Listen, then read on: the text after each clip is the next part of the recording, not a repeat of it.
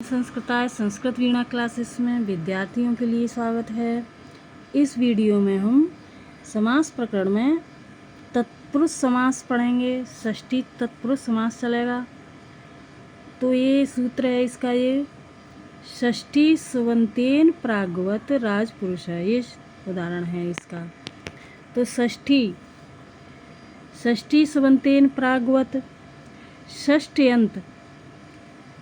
षष्ठ्यंत पद का सुबंत के साथ समास होता है, सुबंत के साथ समास होता है और वह षष्ठी तत्पुरुष समास कहा जाता है। जैसे कि उदाहरण से स्पष्ट होता है, राजपुरुष, इसका विग्रह हो जाएगा राजपुरुष, राजा का पुरुष। इस अलौकिक विग्रह में तथा राजन ngस, इस तरह से ng और स, ngस पुरुष सु, इस तरह से सु हो जाएगा सु। इस अलौकिक विग्रह में षष्ठी तत्पुरुष समास होता है। सुप का लुक होकर न लोप होता है तथा राजपुरुष समस्त पद बनता है। तो ये इसका विग्रह है, लौकिक और अलौकिक। आगे का सूत्र है, पूर्वा परार्धरोत्तरो मेक देश नैकाधिकरणे अवय विनाशः पूर्वादय समस्यन्ते एकत्व संख्या विशिष्ट छेद अवयवी।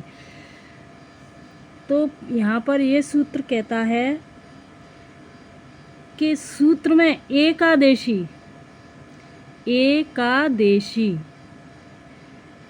एकादेशी का अर्थ है अवयवी। एक का यानी एक अर्थ वस्तु। इस प्रकार पूर्व आगे का,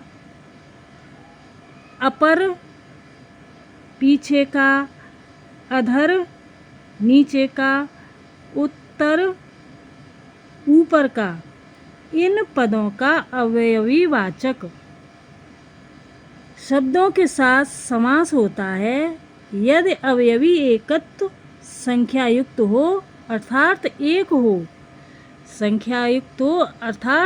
हो, एकत्व। तो ये अर्थ की संस्कृत है जो मैंने अभी अर्थ बताया है, वह षष्ठी समाप्त।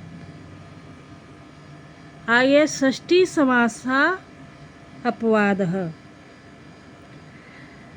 यह षष्ठी समास का अपवाद है। इस सूत्र से समास विधान करने के कारण शब्दों के पूर्व प्रयोग में पूर्ण अनुपात से भेद हो जाता है।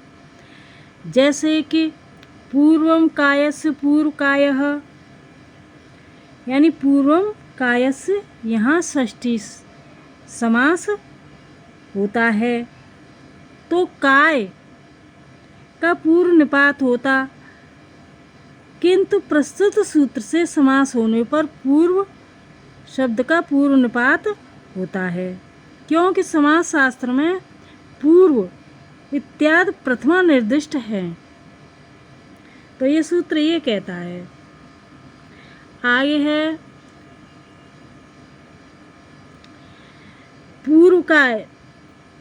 पूर्व काय शरीर का अग्रभाग। इस लौकिक विग्रह में तथा पूर्व काय ngस, इस अलौकिक विग्रह में उपर्युक्त सूत्र से तत्पुरुष समास होता है। यहाँ काय जो शब्द है वह एकत्व संख्यायुक्त अवयवी है और पूर्व का उसका अवयव है। आगे है अपर काय। तो इसी प्रकार अपरम कायस से ये विग्रह होगा, इसी तरह इसकी व्याख्या होगी, शरीर का पिछला भाग। इसी तरह इसको समझना, जिस तरह ये समझा इसी तरह इसको समझना। आगे है एकाधिकरणे किम, इसका क्या प्रयोजन है, किम माने क्या, एकाधिकरणे इसका क्या प्रयोजन है। तो सूत्र में एकाद करणे कहने का क्या अभिप्राय है? यह कि यहाँ अवयवी बहुत संख्या युक्त होगा, यहाँ समास नहीं होगा। जैसे कि पूर्वश्च छात्राणाम, छात्रों का पूर्व भाग, यहाँ समास नहीं होता क्योंकि छात्र एक नहीं अनेक हैं, इसलिए समास नहीं होगा। आगे है अर्धम नपुंसकम, समास वाच्यार्थ शब्दों नित्यम वकीले प्राग्वत। यहाँ अर्धम नपुंसकम समान भाग इस अर्थ का वाचक अर्ध शब्द है जो नित्य नपुंसकलिंग में होता है। उसका एकत्व संख्यायुक्त अवयवी के साथ समास होता है और वह तत्पुरुष समास कहा जाता है। नित्य क्लवी वे भागवत, इस तरह से है। ये देखो या मिस प्रिंट सा है कुछ क्लवी। तो यहाँ देखो समासवाच्यर्थ शब्दों नित्यम क्लिवे प्राग्वत, तो यहाँ पर ये दिया गया है, फिर से समझ लो। समान भाग इस अर्थ का वाचक अर्थ शब्द है तो नित्य नपुंसकलिंग में होता है, उसका एकत्व संख्यायुक्त होता है। तो एकत्व संख्यायुक्त अवयवी के साथ समास होता है और वह तत्पुरुष समास कहा जाता है। जैसे कि अर्धम पिप्पल्या अर्ध पिप्पली, तो अर्धम पिप्पल्या,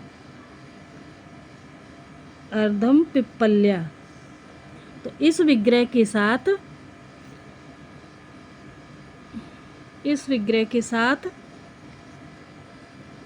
अर्धम पिप्पल्या यानी पीपली का अर्धभाग इस लौकिक विग्रह में,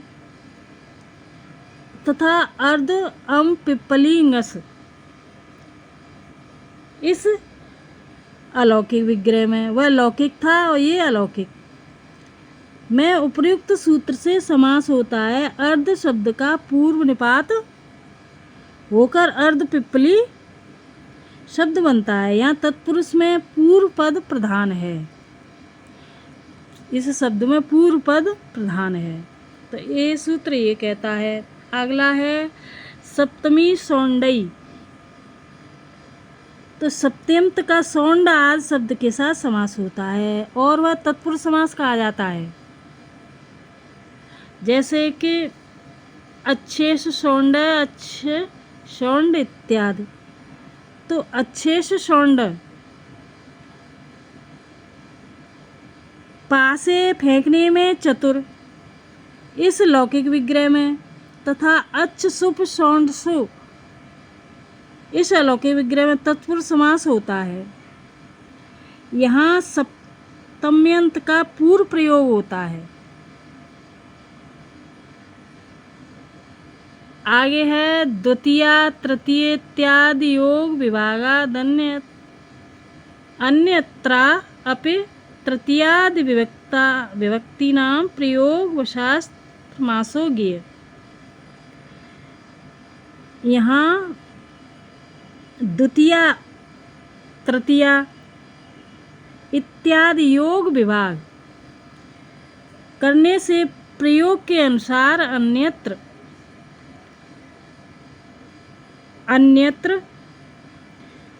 भी तृतीयाद विभक्तियों का समास जानना चाहिए। अर्थात जिन शब्दों में द्वितीया आदि समास कहा गया है उनसे भिन्न शब्दों में कहीं कहीं शिष्ट प्रयोग के अनुसार समास समझना चाहिए। समासो गे यानी समझना चाहिए, ये माने जानना चाहिए, इस तरह से कह सकते हैं। आगे है दिक् संख्ये संज्ञायाम, संज्ञा के विषय में दिक्वाचक शब्दों का समानाधिकरण सुबंत के साथ समास होता है और वह तत्पुरुष समास कहा जाता है यहाँ पर। तो यहाँ उदाहरण है पूर्वेषु काम शमी, यानी पूर्वा इस काम शमी इस लौकिक विग्रह में तथा पूर्वासु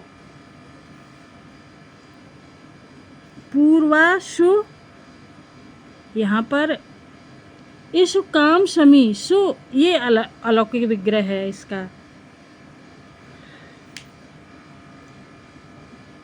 आगे है सप्तऋषयः, सप्त च ते ऋषयः इस लौकिक विग्रह में, और सप्त जस ऋष जस ये अलौकिक विग्रह है। तो इसमें तत्पुरुष समास होता है। तत्पुरुष समास संख्यावाचक का पूर्व निपात सुप का लुप होकर सप्तऋषि से प्रथमा के बहुवचन में सप्तऋषय रूप होता है, ये शब्द बन जाएगा इस तरह से। आगे है संज्ञायामेवेत नियमार्थम सूत्रम, संज्ञा में दिक्वाची और संख्यावाची ही शब्दों का समास होता है। तेने यानी विशेषणम और विशेषण बहुलम, यह सिद्ध तो होता ही है, लेकिन यहाँ उत्तरावृच्छा इन से स्पष्ट होता है कि इनसे समास इन सूत्र के अनुसार समास नहीं होगा, क्योंकि उत्तरावृच्छा पंच ब्राह्मणा इन उदाहरणों से सिद्ध होता है कि इनमें संज्ञा नहीं है, इसलिए इसमें समास नहीं होगा। उत्तरावृच्छा और पंच ब्राह्मणा, तो इस नियम के अनुसार जहाँ संज्ञा नहीं है वहाँ समास नहीं होगा, और जहाँ संख्यावाची शब्द होंगे वहाँ जैसे कि दिक् और संख्या शब्दवाची शब्दों में समास होता है, लेकिन इनमें ये संज्ञावाची नहीं है, इनमें समास होगा नहीं। तो ये सिद्ध होता है इन उदाहरणों से। तो उत्तरावृच्छा, उत्तर में वृक्ष, इसके तो उत्तरा यानी कई अर्थ हैं। उत्तरा यानी उत्तर में, यानी उत्तर दिशा में, श्रेष्ठ कह सकते हैं इसको, उत्तरा को श्रेष्ठ भी कह सकते हैं। तो इस तरह से पंच ब्राह्मणा, पांच ब्राह्मण, इस तरह से। तो दिशावाची आ गया, पांच संख्यावाची आ गया। ये उत्तर दिशा में वृक्ष और ये पांच ब्राह्मण, ये दिशा, दिक्, दिशा, संख्या यानी पंच यानी पांच ब्राह्मण, पांच ब्राह्मणों में इनमें संज्ञा नहीं है, इसलिए यहाँ समास नहीं होगा। तो वीडियो अच्छा लगे तो सब्सक्राइब, कमेंट करना और लाइक ज़रूर करना। अब फिर मिलते हैं अगले वीडियो में। धन्यवाद।